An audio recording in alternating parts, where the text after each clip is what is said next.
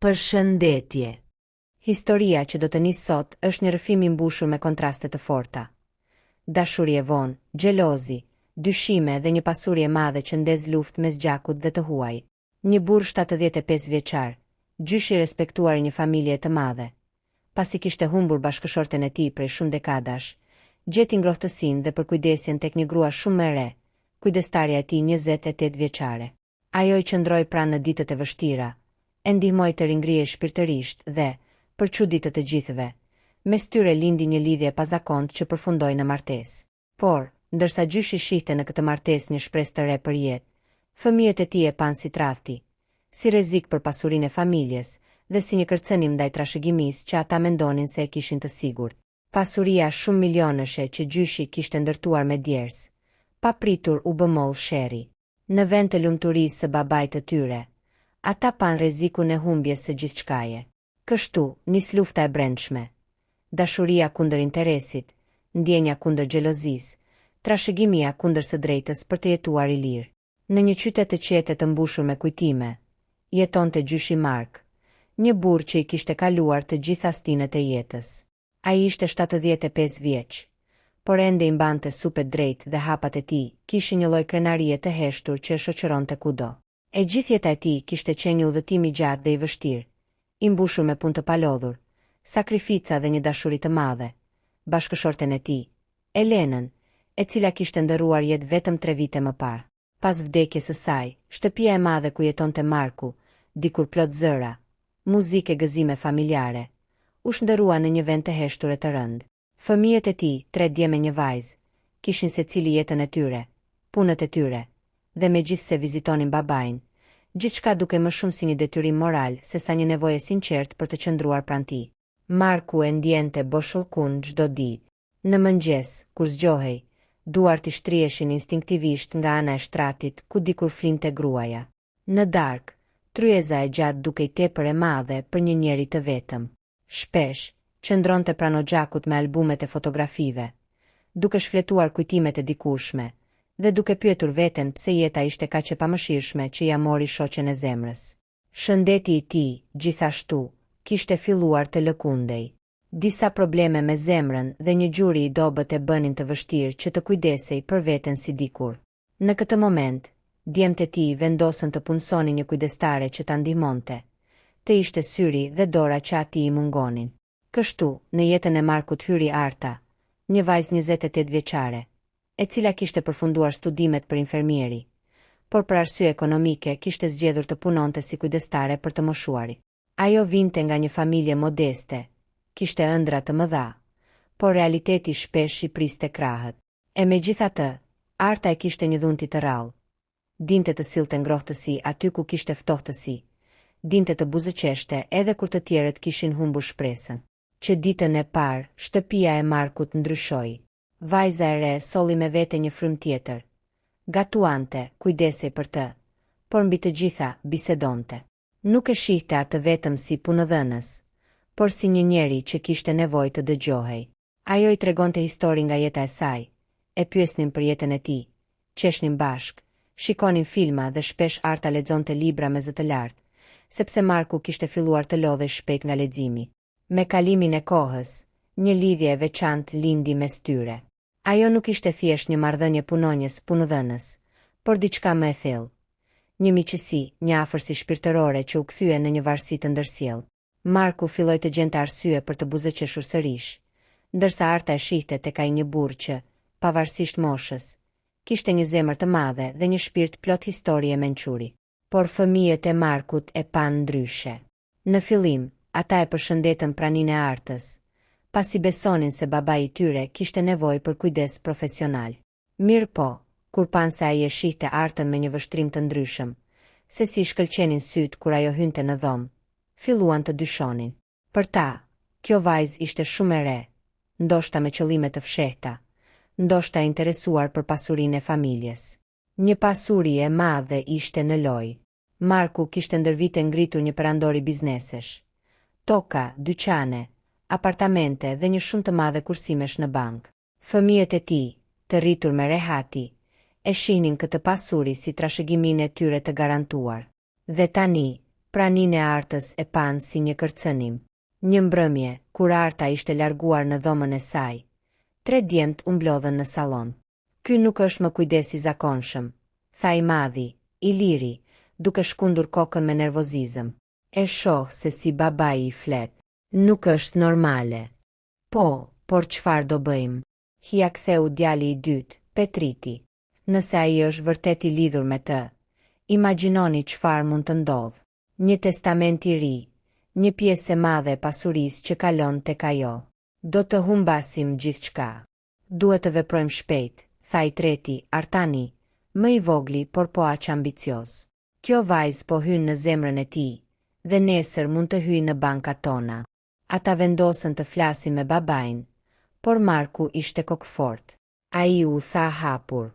Arta nuk është vetëm një kujdestare për mua. Ajo më dha arsye të jetoj sërish. Ju nuk ishit këtu kur unë kaloja netët i vetëm. Ju nuk ishit këtu kur më duhej dikush që të më dëgjonte. Ajo ishte. Këto fjalë ndezën më shumë zemërimin e fëmijëve. Në sytë e tyre, babai ishte duke u mashtruar.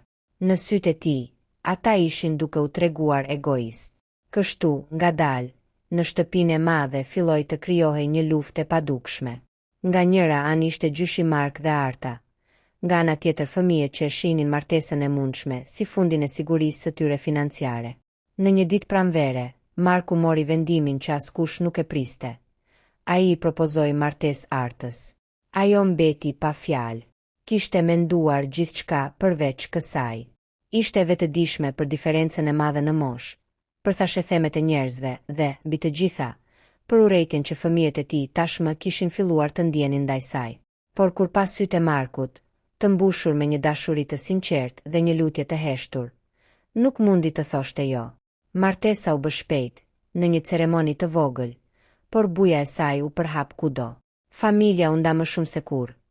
Disa e uruan, disa e mallkuan, dhe të gjithë prisnin fundin e kësaj historie. Por për Markun dhe Artën, ishte një fillim i ri.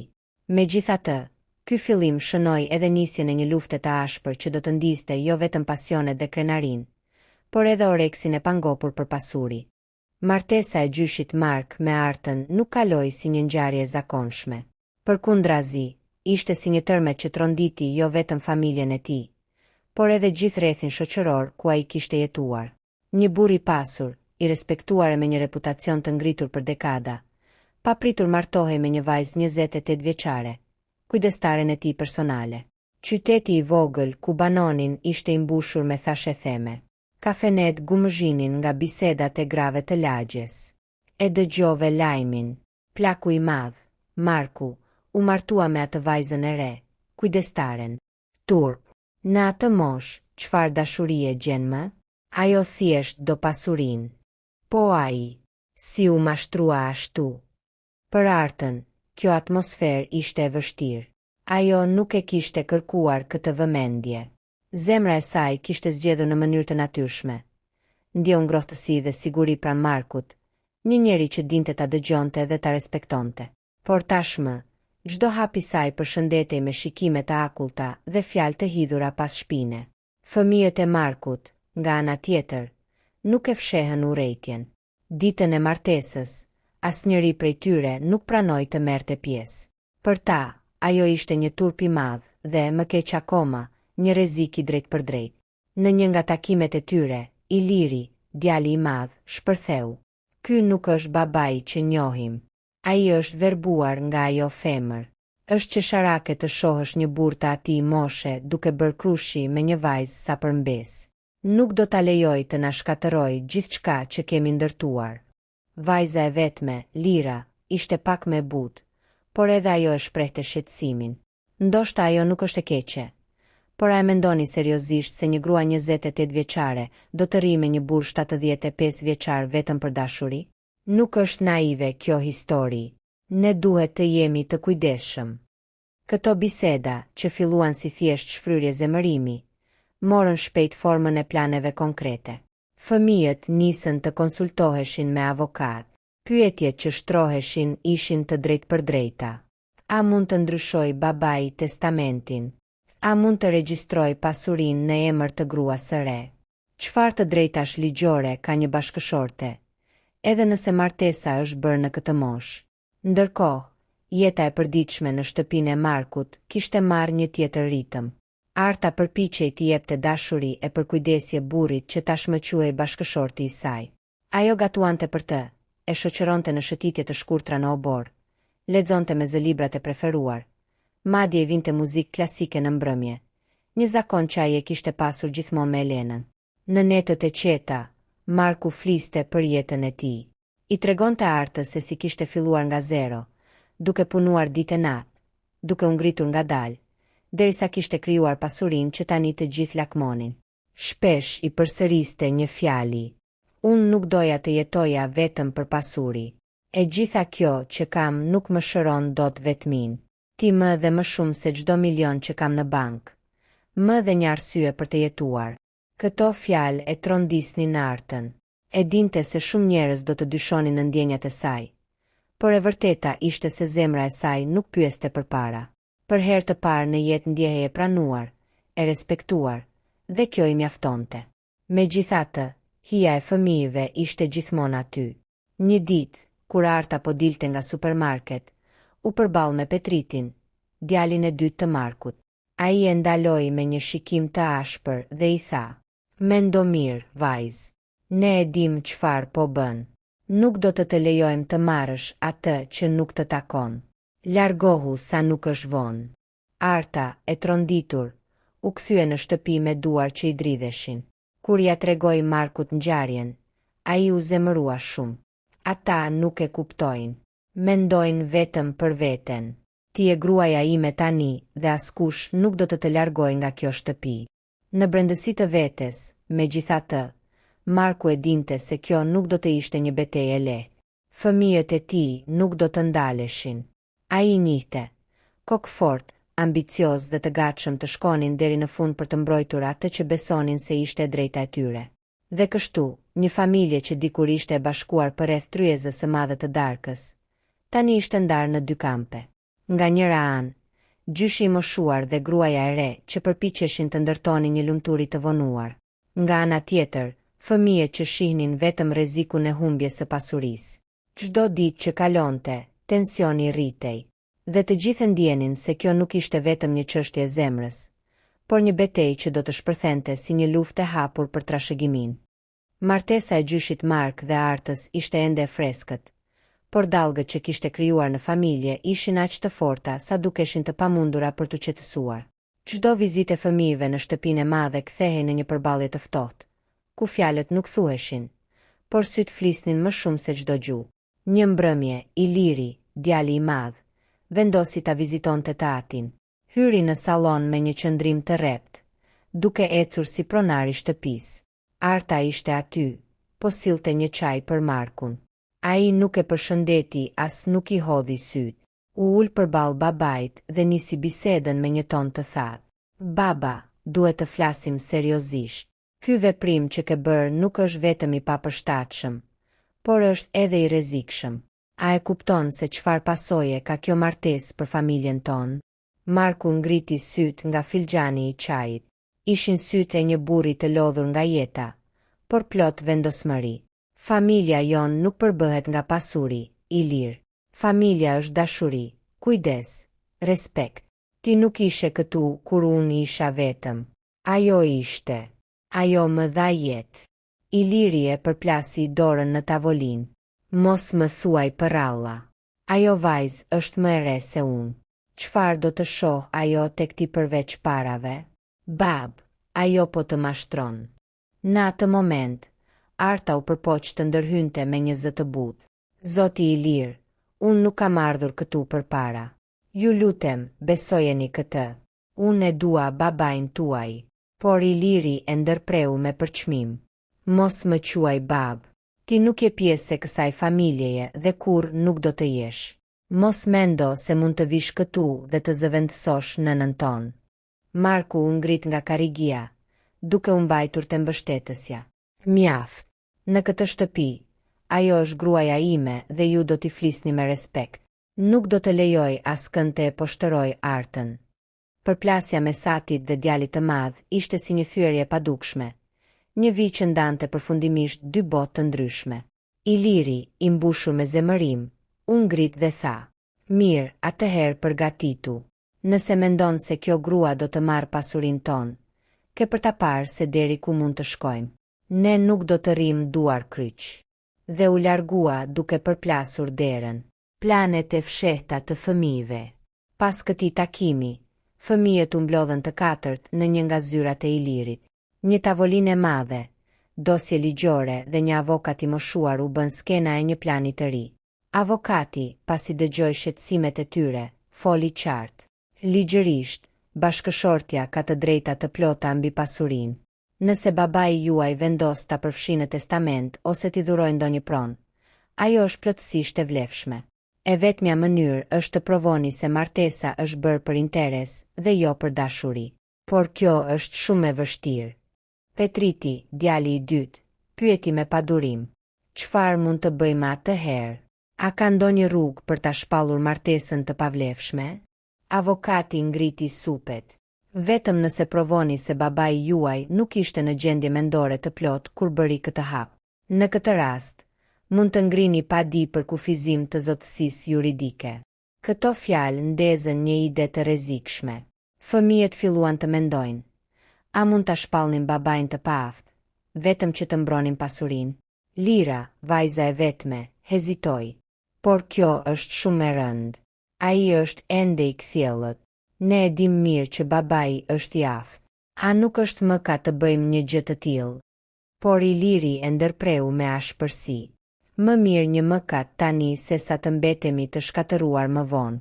Nuk do të lejoj një vajzë të na marrë gjithçka që prindërit tanë ndërtuan me djers. Edhe nëse duhet të përdorim ligjin kundër tij, do ta bëjmë." Dhe kështu, një plan i errët mori formë. Të përgatitnin dokumentet dhe të nisnin procedurat për të shpallur Markun të paaft për të marrë vendime të mëdha. Arta dhe frika e saj e parë. Ndërkohë, Arta nuk dinte asgjë për këto plane. Ajo vazhdonte të kujdesej për Markun me dashurinë e saj të pastër, por ajo e ndjente ftohtësinë e familjes. Sa herë që dilte në rrugë, shikimet e njerëzve i binin mbi supe sigur. Fjalët e hidhura nëpër dyqane, pshertimat e grave të lagjes, të gjitha i shponin zemrën. Një mbrëmje, teksa po vendoste batanien mbi Markun, ajo i tha me një zë të dridhur: "Ndonjëherë kam frikë. Më duket sikur nuk jam e mirëpritur askund. Kam përshtypjen se të gjithë më shohin si një armike, edhe fëmijët e tu." Marku ja kapi dorën fort.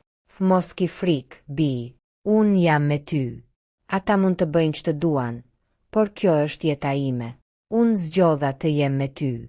Dhe askush nuk do ta ndryshoj këtë." Ajo buzëqeshi me lot në sy, por brenda e dinte se fjalët e tij nuk do të mjaftonin për të shuar stuhin që po vinte. Shenjat e para të luftës. 2 javë më vonë, Marku mori një njoftim nga gjykata. Ishte një thirrje për një seancë paraprake. Fëmijët e tij kishin paraqitur kërkesë për të shërtuar gjendjen e tij mendore dhe aftësinë për të menaxhuar pasurinë. Kur lexoi letrën, duart i dridheshin. Syt ju mbushën me dhimbje. "Fëmijët e mi, ata po më shpallin të marr." Arta i qëndroi pranë, duke u përpjekur ta qetësonte, por brenda vetes e kuptoi: kjo nuk ishte më një betejë familjare. Ishte një luftë e vërtetë, dhe armët e para sapo ishin hedhur në fushë. Salla e gjyqit ishte e ftohtë, me mure gri dhe dritare të larta që lëshonin dritë të zbehtë. Për Markun, ajo sallë nuk ishte vetëm një vend ku do të vendosej për aftësinë e tij ligjore, por një arenë ku do të përballej me fëmijët e vet, gjakun e tij, ata që kishte rritur me mund dhe sakrifica. Kur ai hyri, i mbajtur për krahu nga Arta, e gjithë salla u kthye dhe e pa. Në bankën përballë, 3 djemtë dhe vajza e tij rinin të ulur, të veshur me rroba elegante, me dosje përpara dhe me fytyra të ngrira. Nuk kishte përshëndetje, nuk kishte buzëqeshje. Ishte si një gjykim mes të huajve. Gjykatësi, një burr me flokë të thinjur dhe sy të mpret, hapi seancën. Sot do të shërtojmë kërkesën e paraqitur nga fëmijët e Mark Shkodra për kufizimin e zotësisë së tij ligjore, me pretendimin se ai nuk është në gjendje mendore të marrë vendime të rëndësishme, përfshirë ato lidhur me pasurinë e tij dhe martesën e fundit. Fjalët ranë si plumba. Marku e shtrëngoi dorën e Artës. Ai nuk ishte thjesht i shqetësuar. Ishte i thyer nga fakti që fëmijët e tij kishin ngritur një akuzë kaq të rëndë kundër tij. Avokati i fëmijëve u ngrit dhe nisi të fliste me një ton të sigurt. I nderuar gjykatës, klientët e mi, fëmijët e Mark, janë të shqetësuar për mirëqenien e tij. Pas vdekjes së bashkëshortes, gjendja emocionale dhe mendore e tij është rënduar ndjeshëm. Ai është bërë i varur nga një vajzë shumë e re, e cila tashmë është bërë bashkëshortja e tij. Ne besojmë se vendimet e tij nuk janë të shëndosha, dhe se pasuria e madhe që ka mund të abuzohet nga kjo lidhje. Në sallë ra një murmuritje. Arta uli syt, duke u ndjerë zhveshur para akuzave të gjithë qytetit. Avokati i Markut, një burr i qetë por i prerë, u ngrit në këmbë. E gjykatës, këtu nuk bëhet fjalë për aftësi mendore. Klienti im është plotësisht i kthjellët, di çfarë bën dhe çfarë dëshiron. Problemi është se fëmijët e tij nuk e pranojnë që babai i tyre ka të drejtë të dashurojë dhe të zgjedhë për jetën e vet.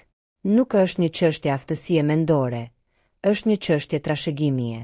Gjykatësi shikoi të gjithë me vëmendje dhe tha: "Do të dëgjojmë vetë e Mark." Marku u ngrit ngadalë. Salla u bë e heshtur. Ai mbajti bastunin, u drejtua dhe nisi të fliste.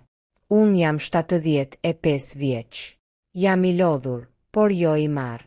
E di shumë mirë kush jam, çfarë kam dhe këdua. Kam punuar gjithë jetën që fëmijët e mi të mos u mungonte asgjë. Dhe tani ata më sjellin këtu, si një kriminal, vetëm sepse vendosa të mos jem më i vetëm. A është më ka që dua të jetoj me dikë që më bën të ndihem gjallë?" Arta nuk më mori pasurinë, më dha një arsye për të mos u dorëzuar. "Nëse kjo është marrëzi, atëherë po, jam i marr, por jo. Jam më i kthjellët se kurrë. Dhe e përsëris, unë dua të jem me të." Fjalët e tij ranë me peshë në sallë. Disa të pranishëm pshertin, disa tundën kokën. Fëmijët e tij qëndronin të ngrirë. Iliri shtrëngonte nofullat, ndërsa Lira duke sikur një lot i fshehur po i dridhej në sy. Gjykatësi vendosi që para se të jepte një vendim, Marku duhej të nënshtrohej një ekzaminimi nga një panel mjekësh të pavarur. Data e testimeve u caktua. Pas seancës, ndërsa dilnin nga salla, Petriti u afrua Artës dhe i përshpëriti me përbuzje. "Mos u gëzo shumë. Ky është vetëm fillimi. Do të bëjmë gjithçka për të larguar nga kjo shtëpi." Arta u përpoq të mbante lotët, por Marku, me një forcë të çuditshme për moshën e tij, ju kthye: "Nëse luftoni me të, luftoni edhe me mua. Dhe besomëni, nuk do të dorëzohem." Në ditët që pasuan, Arta e ndjeu presionin edhe më shumë. Gazetat lokale shkruanin artikuj për martesën e çuditshme dhe pyetjet e përhershme në rrugë e lodhnin. Por ajo që e mbante fort ishte dashuria e Markut dhe vendosmëria e tij për të mos u thyer. Megjithatë, hija e gjykimit mjekësor afrohej. Dhe ajo e dinte. Nëse mjekët do të vendosnin se Marku ishte i dobët mendërisht, gjithçka do të përfundonte, martesa, jeta e tyre, gjithçka. Pasditja ishte e rëndë. Qielli i zymt duke sikur reflektonte barën që rëndonte mbi supet e Markut dhe Artës. Pas vendimit të gjykatës, gjithçka do të varej nga testet mjekësore që do të përcaktonin nëse Marku ishte mendërisht i aftë apo jo. Një javë më vonë, çifti u paraqit në klinikën e specializuar. Korridoret ishin të gjata, të bardha, dhe era e dezinfektuesit i përziente kujtimet e spitalit ku Elena, bashkëshortja e parë e Markut, kishte kaluar ditët e fundit. Marku për një çast ndaloi, shikoi rreth e qark dhe pshertiu thellë. "Jam lodhur me këto dhoma, Arta. Të gjitha më kujtojnë fundin, por këtë herë nuk dua fund. Dua fillim." Arta e shtrëngoi dorën e tij. "Do ta kalojmë këtë bashk. Mos ki frikë."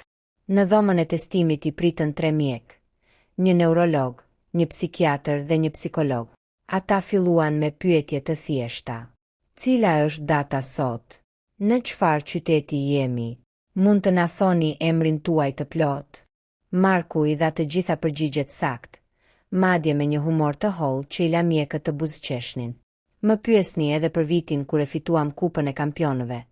Edhe atë mbaj mend," tha ai, duke bërë shaka. "Por testet nuk mbaruan aty. Ata e vendosën përballë pyetjeve të vështira, i kërkuan të zgjidhte detyra logjike, të mbante mend një listë fjalësh, të tregonte histori nga e kaluara. Marku i kaloi me përqendrim, por mjekët shënonin çdo detaj. Në fund, psikiatri e pyeti drejt për drejt. Mark, pse u martuat me një grua 47 vjet më të re? A jeni i bindur se ajo nuk ju do për pasurinë tuaj? Në sallë u bë heshtje.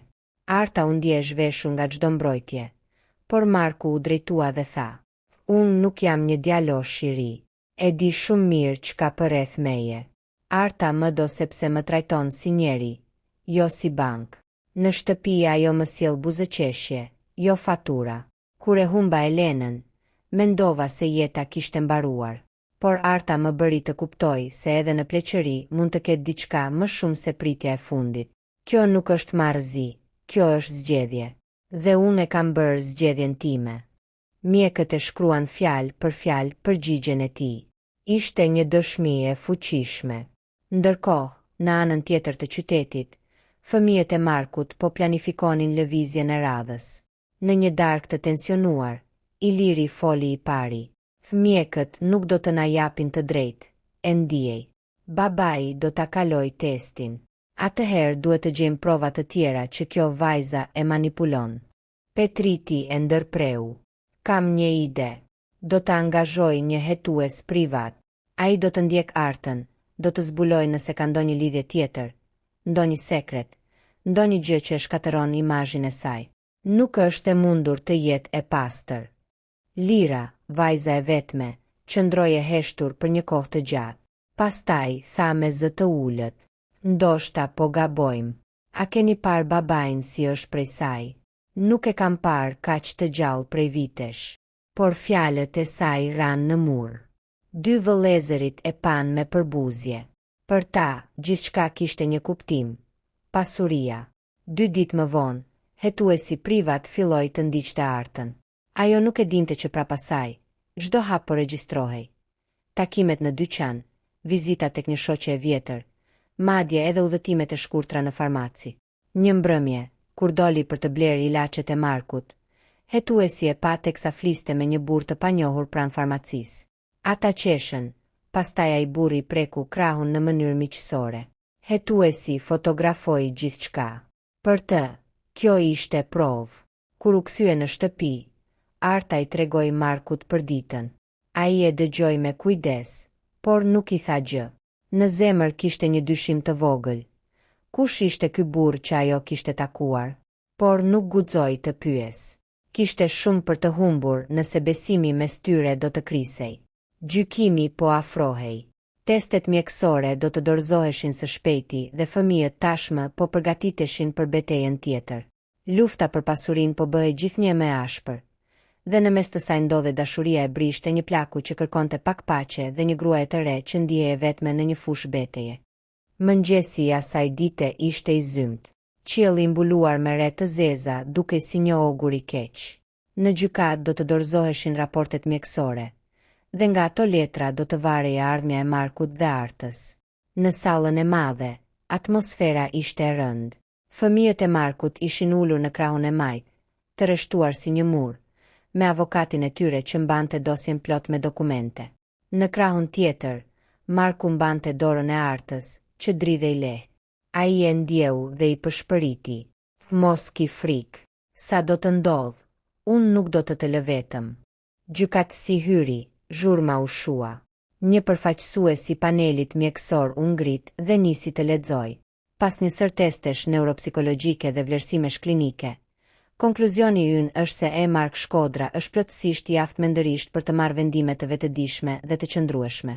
Nuk ka asnjë tregues që të sugjerojë demencë apo çrregullim të rëndnjohës. Ai është i kthjellët dhe i ndërgjegjshëm për çdo hap që bën. Një murmuritje përshkoi sallën.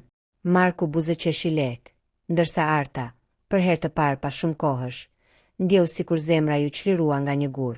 Por buzëqeshja zgjati pak. Avokati i fëmijëve u ngrit menjëherë. I nderuar gjykatës, pavarësisht këtij raporti, ne kemi prova që tregojnë se zonja Arta ka sjellje të dyshimta dhe se ka motive të tjera për martesën e saj. Këto janë foto dhe raporte të mbledhura nga një hetues privat. Ai vendosi fotot mbi tavolinën e gjyqtarit. Në to dukej Arta pranë burrit tek farmacia, duke qeshur. Gjykatësi ngriti vetullat. Zonjë, mund të shpjegoni këto? Arta u ngrit, fytyra e saj u skuq, zëri i dridhej. Ky është kushëriri im, Flamuri. Jeton jashtë dhe ka ardhur për pak ditë në Shqipëri. Më ndihmoi të mbaj çantat, kaq. Nuk ka asgjë të fshehtë. Por Iliri nuk e la me kaq. A ka dëshmi që ky është vërtet kushëriri yt, apo është thjesht një histori e shpikur? Marku nuk duroi më. U ngrit në këmbë, u mbështet tek bastuni dhe tha me zë të fortë. Mjaft. Nuk do të lejoj që të përdhosni nderin e saj. Po, Flamuri është kushëriri i saj. Edhe unë e kam takuar. Çfarë doni më shumë? Të më thoni se edhe unë jam i mashtruar. Unë e di kë është Arta. Nëse nuk e pranoni, ky është problemi juaj. Por mos guxoni ta quani gënjeshtare. Gjykatësi ngriti dorën për qetësi. Kjo çështje nuk është për të diskutuar moralin e një marrëdhënieje, por aftësinë ligjore të Mark. Dhe sipas raportit mjekësor, ai është plotësisht i aftë. Prandaj, kërkesa e fëmijëve për kufizimin e zotësisë ligjore refuzohet. Goditja e çekiçit ra mbi tryez. Salla shpërtheu. Një pjesë e pranishmëve duartrokitën, të tjerë tundnin kokën. Fëmijët e Markut u ngritën të zemëruar. Petriti tha me zë të ulët, por plot mlef. Kjo nuk ka mbaruar. Nuk do ta lëm me kaq. Arta u kthye nga Marku, lot gëzimi i mbushën syt. Ai i buzëqeshi. E fituam këtë betejë, por lufta sapo ka filluar. Jashtë gjykatës, gazetarët i rrethuan me pyetje të shumta. Titujt e gazetave të nesërmen do të shpërthenin. Plaku 75 vjeçar fiton të drejtën e dashurisë kundër fëmijëve. Por nën sipërfaqe, fortuna vazhdonte. Fëmijët e dinin që pasuria e madhe, shtëpia, tokat, bizneset ishte ende në rrezik, dhe ata nuk do të ndaleshin derisa ta merrnin nën kontroll. Ndërkohë, Arta, ndonse e lehtësuar, e kuptonte se tashmë ishte bërë armiku numër 1 i familjes. Çdo hap i saj do të vëzhgohej, çdo fjalë do të përdorej kundër saj. Në atë natë, teksa Marku flinte, ajo qëndroi zgjuar dhe mendoi: a do të mund t'ia dalim? Apo dashuria jon do të shkatërohet nga uria përpara? Netët në shtëpinë e madhe tashmë ishin më të qeta, por qetësia dukej vetëm në sipërfaqe. Pas vendimit të gjykatës, Marku dhe Arta ndjen për herë të parë një frymëmarrje të lehtë lirie. Megjithatë, në thellësi, të dy e dinin që fëmijët e tij nuk do të ndaleshin. Një mëngjes, ndërsa pinin kafe në verandë, Arta pa një makinë të zezë të parkuar përballë portës. 2 burra rrinin brenda, duke e vëzhguar. Zemra i rahu fort. Ajo nuk i tha gjë Markut, por e ndjeu se dikush po e ndiqte sërish. Ndërkohë, fëmijët kishin organizuar një takim të fshehtë në zyrën e një avokati të njohur të qytetit. Iliri foli i pari. Gjykata nuk na dha të drejtë, por kjo nuk mbaron këtu. Pasuria e babait është ende e mbrojtur nga ligji. Nëse provojmë që martesa është bërë për interesa financiare, mund ta shpallim të pavlefshme. Petriti nxori disa letra nga çanta. Hetuesi na ka sjell më shumë informacion për Artën. Duket se disa vite më parë ka punuar si kamarjere në një lokal nate, dhe është përfolur për lidhje me një biznesmen të martuar. Nëse nxjerrim këtë, imazhi i saj do të shkatërohet. Babai nuk do të ketë më çfarë të thotë. Lira, që deri atëherë kishte heshtur, shpërtheu. Mjaft. Po bëheni të pa shpirt. Po, Arta është e re, ndoshta nuk është e përsosur, por babai është i lumtur me të. A nuk e shihni që gjithë kjo luftë po e vret më shpejt se vitet? Iliri e pa me sy të akull. Ti je e dobët, Lira. Ne nuk po luftojmë për dashuri, por për trashëgimin ton. Dhe nuk do ta lejoj që një grua që ka ardhur dje të marrë gjithçka që na përket neve. Në anën tjetër, Arta po përpiqej të ruante qetësinë e saj, por një pasdite, teksa shkonte në treg, një grua e moshuar ju afrua dhe i tha me zë të ulët: mos e merr për keq, bi, por flitet shumë për ty. Thonë se si aq e pafajshme sa dukesh. Kujdesu, se këta fëmijë të pasur janë të aftë të shkatërojnë. Ajo mbeti e ngrirë. Fjala flitet i trokëlloi në vesh. E kuptoi se fëmijët kishin filluar fushatën e baltës kundër saj. Mbrëmjen ja tregoi Markut. Ai e dëgjoi me kujdes, por nuk u trondi. Nuk më intereson çfarë thon. Unë e di kush je ti. Ata mund të shpikin ç'të duan, por nuk do të na ndajnë. Arta donte t'i besonte atij, por thellë në shpirt ndjente frikë. A thua vallë një ditë, nën presionin e fëmijëve dhe opinionit, Marku do të fillonte të dyshonte? Dhe pastaj erdhi goditja tjetër. Një mëngjes, në gazetën më të madhe të qytetit, u shfaq një artikull me titull: Kush është gruaja e re e biznesmenit të moshuar? E kaluara e errët e një kujdestareje. Artikulli fliste për vitet e saj të vështira, për punën në lokalin e natës, për miqësitë e dyshimta dhe thashetheme që e ndishnin. Fotot e vjetra të nxjerra nga rrjetet sociale e bënin të duke ndryshe nga gruaja e thjeshtë dhe qetë që ishte sot. Kur e pa artikullin, Arta u mbyll në dhomë dhe qau pa pushim. Marku trokiti në derë, hyri dhe e përqafoi. Mos qaj, Arta. E kaluara jote nuk më intereson. Edhe unë kam të kaluarën time. Edhe unë kam bërë gabime. Ajo që më intereson është sot, jeta që kemi bashk. Por ajo nuk e ndjente veten të fortë. Po njerëzit, Mark. Po miqtë e tu. Po familja jote. Do të më përbuzin të gjithë. Ai ja fshiu lotët me dorë. Le të përbuzin sa të duan. Ti je gruaja ime. Unë të zgjodha ty. Dhe nuk do të lë. Në anën tjetër të qytetit, fëmijët qeshën të kënaqur kur pan gazetën. Tani le të shohim sa do ta mbroj kur e gjithë bota e sheh ndryshe, tha Petriti me një buzëqeshje të ftohtë. Por ata nuk e dinin se ky artikull, në vend që ta largonte Marku nga Arta, vetëm sa do ta forconte edhe më shumë vendosmërinë e tij për ta mbrojtur. Ditët pas publikimit të artikullit ishin të vështira. Fëmijët e Markut përdornin çdo mundësi për të shfaqur pakënaqësinë e tyre. Takime në kafene, komentet në rrjete sociale dhe bishtalecët e biznesit familjar. Arta ndihej e rrethuar dhe e pafuqishme, por Marku qëndronte pranë saj, një mburoje gjallë kundër çdo sulmi. Një pasdite, teksa pinin çaj në verandë, Arta foli me zë të dridhur. Mark, ndonjëherë ndjej që nuk e kam vendin këtu.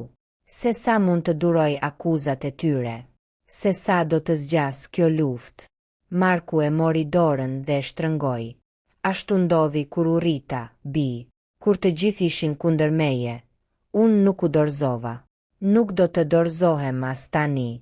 Ti e gruaja ime dhe asnjë thashethem. Asnjë artikull nuk do të na ndaj. Megjithatë, fëmijët e tij nuk po pushonin. Iliri vendosi të bënte një hap tjetër.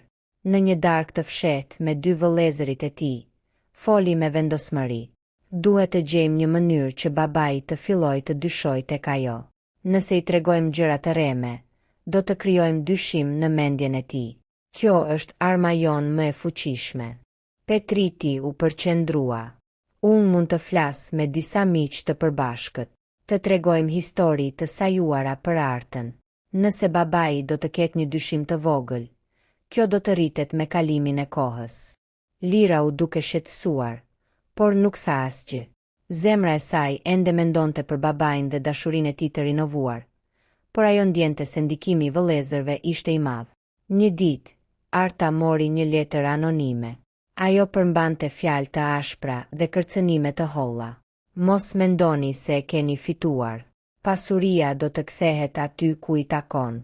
Kujdes, zonjë, çdo hap që bën po vëzhgohet. Ajo u mbyll në dhomën e saj dhe qau. Marku, kur e pa, e përqafoi dhe i tha: Ata mund të thonë ç'të duan. Ti je e imja dhe nuk do të lejoj askënd të friksoj. Por Arta e dinte se kjo nuk ishte më thjesht luftë e fëmijëve. Ishte një betejë ku do të përdore çdo mjet gazetaria, avokatët, hetuesit privat, për të ndarë çiftin. Në këto ditë, Marku dhe Arta vendosën të mos dorëzohen. Filluan të mblidhnin dokumente, të regjistronin çdo kërcënim dhe çdo veprim të dyshim të fëmijëve. Ata e kuptuan se vetëm me bashkëpunim dhe durim mund të mbroheshin. Një natë, teksa qëndronin pranë Oxhakut, Marku i tha: "Kjo betejë nuk është për dashurinë tonë. Kjo është për jetën tonë. Ata duan të na coptojnë, por ne do të qëndrojmë bashkë." Arta e mbajti dorën e tij fort dhe tha: "Po, do të qëndrojmë, por ndonjëherë kam frikë se kjo luftë nuk ka fund." Marku e puthi në ball dhe i tha: "Çdo luftë ka fund, bi, dhe fundi ynë do të jetë i bukur, sepse ne e kemi njëri tjetrin." Në këtë pikë, lidhja e tyre u forcuar më shumë. Çdo kërcënim, çdo thashethem, çdo foto e publikuar, të gjitha shërbenin vetëm për të afruar më shumë. Por fëmijët ishin të vendosur. Ata nuk do të ndalonin derisa të kishin provuar gjithçka. Ditët kalonin me tension të madh. Fëmijët e Markut ishin të vendosur të mos dorëzoheshin. Iliri, Petriti dhe Lira shikonin çdo hap të Artës dhe çdo fjalë të Markut, duke mbledhur prova dhe duke përgatitur një sulm të madh ligjor. Por Marku dhe Arta nuk ishin të pafuqishëm. Ata gjithashtu po përgatiteshin për betejën që vinte. Një mëngjes të ftohtë, të gjithë mblodhen në shtëpinë kryesore për një takim të detyruar familjar. Gjykata kishte sugjeruar një përpjekje për pajtim para se të ndërmerreshin masa ligjore shtesë. Salla e madhe ishte mbushur me tension. Fëmijët shikonin Artën me përçmim, ndërsa Marku qëndronte pranë saj, mbrojtës dhe i vendosur. Gjykatësi hapi seancën. Qëllimi i këtij takimi është të gjendet një zgjidhje që të mos çojë në konflikte të mëtejshme. Le të flasim hapur. Iliri ishte i pari që foli, me zë të ngrirë. Ne nuk e kundërshtojmë babain, por nuk mund të pranojmë që kjo grua të marrë pjesë në pasurinë e tij. Kjo është e padrejtë për ne, fëmijët e tij të ligjshëm. Arta u ngrit, duke ndjer pasionin dhe frikën njëkohësisht. Unë nuk kam ardhur këtu për para. Unë e dua Markun për atë që është. Çdo vendim që kam marrë ka qenë i bazuar në dashuri dhe respekt. Nuk kam bërë asgjë për të përvetësuar pasurinë. Petriti ndërhyri. Fjalët nuk mjaftojnë. Çfarë do të ndodh kur ai të mos jetë më? Kush do ta mbrojë atë nga kjo martesë e re? Marku e ndërpreu me një zë të prerë. Askush nuk do të më mbrojë më shumë se sa unë vetë. Dhe unë nuk kam ndërmend të ndryshoj mendim. Arta është gruaja ime dhe kjo është jeta ime. Nëse nuk mund ta pranoni, është problemi juaj, jo ynë. Lira, që gjithmonë kishte një ndjenjë të drejtësisë, foli me qetësi. Mbase nuk është perfekte, por e shikoni babain tuaj sikur më parë. Ai nuk ka qenë kaq i lumtur prej shumë vitesh. Nuk mund të mohoni këtë. Tensioni në dhomë u rrit, por gjykatësi ndërhyri. Është e qartë që nuk mund të gjendet një marrëveshje pa kompromis. Do të duhet të vazhdohet me procedurat ligjore dhe të gjitha kërkesat të shërtohen në mënyrë formale. Pas takimit, fëmijët u larguan duke planifikuar hapin tjetër. Hetuesi privat solli informacione shtesë që mund të përdoren kundër Artës. Iliri ishte i vendosur. Ne duhet të godasim në mënyrë të paparashikueshme. Të përdorim çdo detaj të së kaluarës së saj për të krijuar dyshim. Por Marku dhe Arta nuk qëndronin duar kryq. Ata filluan të dokumentojnë çdo kërcënim, çdo lëvizje të dyshim të fëmijëve dhe çdo tentativë për të destabilizuar marrëdhënien e tyre. Arta, ndonse ende ndjer, po mësonte të qëndronte e fortë për Markun dhe për veten e saj. Një mbrëmje, teksa flinin pranë njëri tjetrit, Marku e mbajti dorën dhe i tha: "Kjo luftë do të ketë fund. Ata mund të përpiqen për çdo gjë, por ne kemi një armë që ata nuk mund ta thyejnë: dashurinë tonë." Arta buzëqeshi me lot në sy, duke ndjer forca që nuk i kishte menduar kurrë se mund t'i kishte. Do të qëndrojmë bashk, Mark. Në fund të fundit, kjo është e vetmja mënyrë. Dita e fundit e seancës kishte ardhur. Salla e gjykatës ishte e mbushur me tension dhe pritje. Gazetarët, fëmijët e Markut, avokatët dhe fëqinjtë të shumë të prisnin të dëgjonin vendimin që do të vendoste fatin e martesës së pazakontë dhe të pasurisë së tij. Gjykatësi u ngrit dhe nisi. Pas shërtimit të gjitha dëshmive, raporteve mjekësore dhe pretendimeve të fëmijëve, ky gjykim vendos: Mark Shkodra është plotësisht i aftë të marrë vendime për jetën dhe pasurinë e tij. Martesa me zonjën Arta është e ligjshme dhe e vlefshme. Fëmijët nuk kanë të drejtë të pengojnë martesën ose të marrin masa kundër saj. Salla shpërtheu në një përzierje reagimesh. Fëmijët u ngritën të zemëruar, duke tundur kokën, ndërsa Marku i shikonte me qetësi. Ai e mori dorën e Artës dhe i tha: "E pam, dashuria jone fitoi luftën." Arta qau, por këtë herë nga lehtësia dhe gëzimi. Për herë të parë ndjeu se nuk kishte më pengesa që të ndanin atë që ndjenin. "E arritëm, Mark." Së bashku, tha ajo duke e përqafuar fort. Pas seancës, në shtëpi, atmosfera ishte ndryshe. Fëmijët e tij, megjithse të zhgënjur, filluan të kuptonin se betejë nuk ishte vetëm për pasuri, por për zgjedhjet personale të babait të tyre.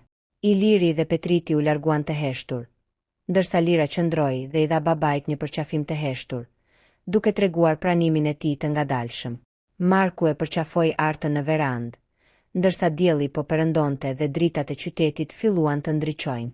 Ai i tha: "Kjo nuk ishte vetëm një betejë për mua, ishte një betejë për ne. Dhe ne e fituam. Tani mund të jetojmë sipas rregullave tona, sipas zemrës son."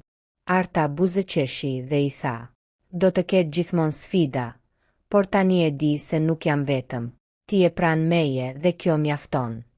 Në ditët që pasuan, gazetat shkruanin për martesën që sfidoi pasurinë dhe fëmijët, por për Markun dhe Artën, ajo ishte thjesht një fitore personale, një triumf mbi paragjykimet, thashethemet dhe intriga familjare. Ata kishin provuar se dashuria nuk ka moshë dhe se vendimet e zemrës janë të shenjta. Në fund, shtëpia e madhe u mbush me buzëqeshje, jo nga lekët ose pasuria, por nga pranimi ndërsjellë dhe respekti që kishin për njëri tjetrin. Fëmijët, megjithse ende pak të ndarë nga zemrat e tyre, filluan të mësonin të respektojnë zgjedhjet e babait. Marku dhe Arta, duke qëndruar pranë gjakut, shikonin njëri tjetrin me dashuri të ndershme. Për ta, çdo sulm, çdo akuzë dhe çdo sfidë kishte vetëm forcuar lidhjen e tyre. Ata kishin gjetur paqen, dhe kjo ishte fitore më e madhe se çdo pasuri. Në atë mbrëmje, ndërsa drita e diellit perëndonte mbi qytetin e qetë, ata dinin se jeta e tyre ishte e tyre, dhe askush nuk mund ta ndryshonte këtë. Fond. Në këtë histori, dashuria triumfon mbi paragjykimet, pasuria dhe konfliktet familjare. Marku dhe Arta treguan se besimi dhe mbështetja reciproke mund të përballojnë çdo sfidë.